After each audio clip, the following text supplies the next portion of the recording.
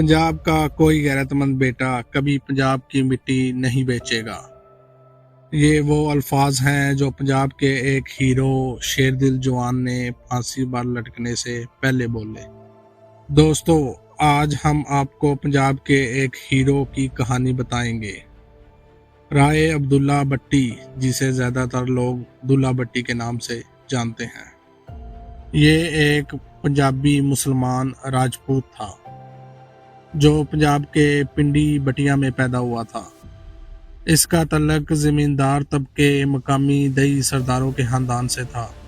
दूल्हे भट्टी के वालिद का नाम फरीद भट्टी और दादा का नाम सांदल भट्टी था, जो अपने इलाके के ज़मींदार और सरदार भी थे।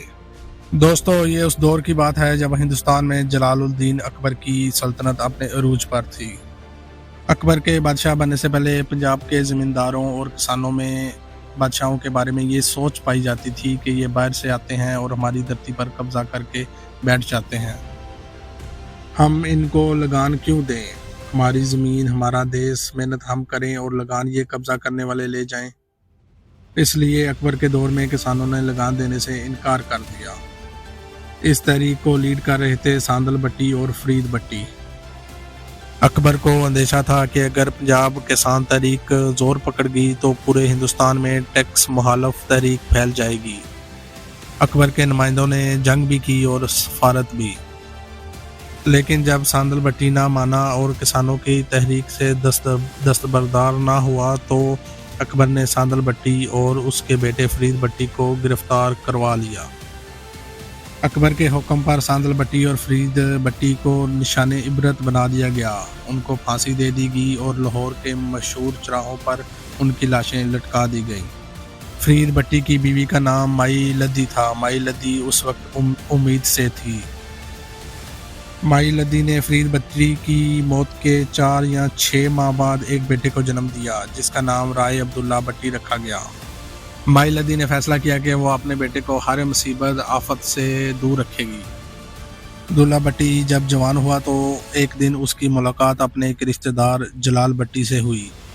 तो उसने उसे बताया कि तुम बहुत सुकून से ज़िंदगी गुजार रहे हो, लेकिन तुझे खबर नहीं कि तेरे बाप और दादा के साथ शहंशाह अकबर ने क्या सलूक किया था।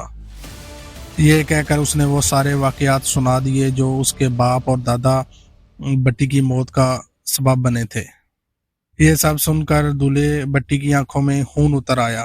यही वो लम्हा था जिसने दूल्हे भट्टी की ज़िंदगी को पूरी तरह तब्दील कर दिया। दूल्हे ने हथियार उठा लिए। वो किसानों का हामी था और बैरूनी हमला आवरों के भी खिलाफ था। वो चाहता था पंजाब में लोकल पंजाबी की हुकूमत कायम हो। एक बार फिर लगान देने से इनकार कर दिया गया। उसने खुद से अहद कर लिया, जब तक उसकी ज़िंदगी है वो शहंशाह अकबर को चैन की नींद नहीं नसीब होने देगा। उन्हीं दिनों शाही फौज के एक काफिले का गुजर उसके इलाके से हुआ। दूल्हे भट्टी ने फौरन इस काफिले को कुछ किसानों की मदद से रोक लिया और उसके सिपा सलार से पूछा, तुम जानते हो फरीद भट्टी और सांदल भट्टी कौन था? उसने जवाब दिया, हाँ, वो सल्तनत मुगलिया का बागी था, इसलिए मैंने उसे कत्ल कर दिया था। इसी वक्त दूल्हे के सब्र का पैमाना लबरेज हो गया। उसने उसी की तलवार छीनकर उसका सर उड़ा दिया। सिपा सलार का सर कटा था कि काफिले में भगदड़ मच गई। दूल्हे ने उसके कटे हुए सर को फौज के एक आला ओहदेदार मायदा के हवाले कर दिया। मायदा, जिसने बाद में दूल्हे भट्टी की तारीख भी लिखी और साथ ये पैगाम भी दिया कि अकबर को जाके बता दो कि पिंडी बटिया में एक शेर जन्म ले चुका है जो ना तुम्हें मानता है और ना ही तुम्हारे किसी कानून को। मायदा जब ये पैगाम लेकर दिल्ली पहुंचा तो अकबर पर सख्ता तारी हो गया कि एक मामूली ज़मींदार ने ये जुर्रत कैसे की कि वो शहंशाही वक्त को ललकार सके। एक दफ़ा तो जलाल अकबरी भी जोश में आया, लेकिन फिर एक हिकमत के तहत फौरी तौर पर इस बगावत के सद्देबाब के लिए कोई कदम उठाना मुनासिब न समझा। इधर दूल्हे भट्टी ने सारे टैक्स रोक दिए और अपने इलाके के उन लोगों से खुद टैक्स वसूल करने लगा जो मुगलों की वफादारी का दावा करते थे। अब उस इलाके पर सिर्फ दूल्हे भट्टी का राज था। जब भी कोई हुकूमती काफिला उस रास्ते से गुजरता तो उसे लूट लिया जाता और सारा माल गरीबों में तकसीम कर दिया जाता।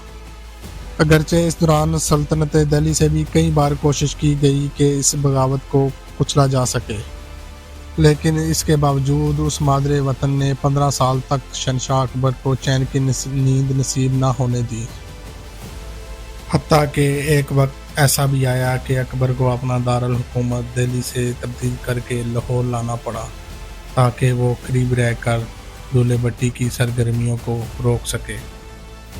تاریخی حقائق کے مطابق ایک دفعہ شہزادہ سلیم، جو اپنے دوستوں کے ساتھ شکار کھیلتا ہوا غلطی سے اس کے علاقے میں آ گیا، جس پر اسے گرفتار کر کے دولہے بھٹی کے سامنے پیش کیا گیا، تو اس نے کہا میری دشمنی اکبر کے ساتھ ہے نہ کہ اس کی اولاد سے۔ یہ کہہ کر اس نے شہزادہ سلیم کو آزاد کر دیا۔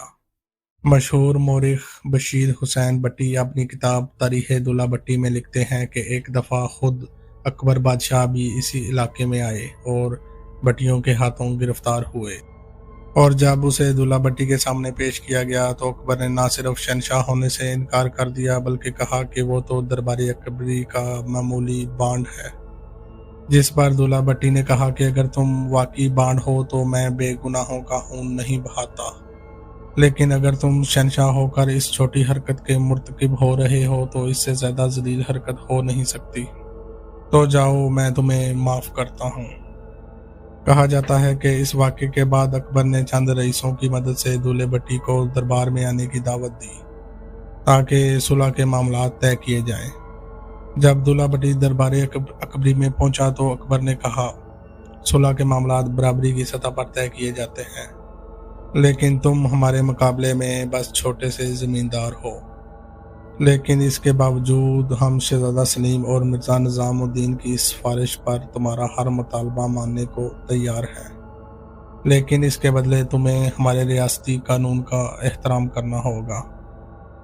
جواب میں دولہے بھٹی نے کہا میں صرف خدا کے سامنے جھکتا ہوں اور ہمارا تعلق اس قبیلے سے ہے جنہوں نے میدان کربلا میں ظلم کے خلاف گردنیں کٹوا دیں لیکن دست یزید پر بیعت نہیں کی، جس پر اکبر نے کہا وہ حق اور باطل کی جنگ تھی۔ جواب میں دولہے نے کہا یہ ظالم اور مظلوم کی جنگ ہے، جس پر اسے گرفتار کرنے اور اس پر مقدمہ چلانے کا حکم صادر کر دیا گیا، اور بعد میں قاضی نے اپنے فیصلے میں لکھا دولہا بھٹی باپ فرید بھٹی سکن پنڈی بھٹیاں کو کئی جرنیلوں کے قتل اور سرکاری املاک کو لوٹنے کے جرم میں سزائے موت دی جاتی ہے، جس پر 26 مارچ 1599 کو دہلی دروازہ لاہور کے سامنے عمل درآمد کیا جائے گا۔ پھر اس دن پھانسی سے پہلے دولہا بھٹی نے تاریخی الفاظ بولے کہ پنجاب کا کوئی غیرت مند بیٹا کبھی بھی پنجاب کی مٹی نہیں بیچے گا۔ اس کی پھانسی کے بعد اس کی لاش کو اس کے ورثاء کے حوالے کرنے کی بجائے وہیں دفن کر دیا گیا۔ یوں دولہے بھٹی کی 15 سال پر معید تحریک اپنے انجام کو پہنچی۔ دوستو، ہم امید کرتے ہیں کہ آپ کو ہماری آج کی یہ ویڈیو پسند آئی ہوگی اور آپ ہمیں اپریشیٹ کریں گے سبسکرائب اور کمنٹس کی شکل میں۔ اپنا خیال رکھیے گا۔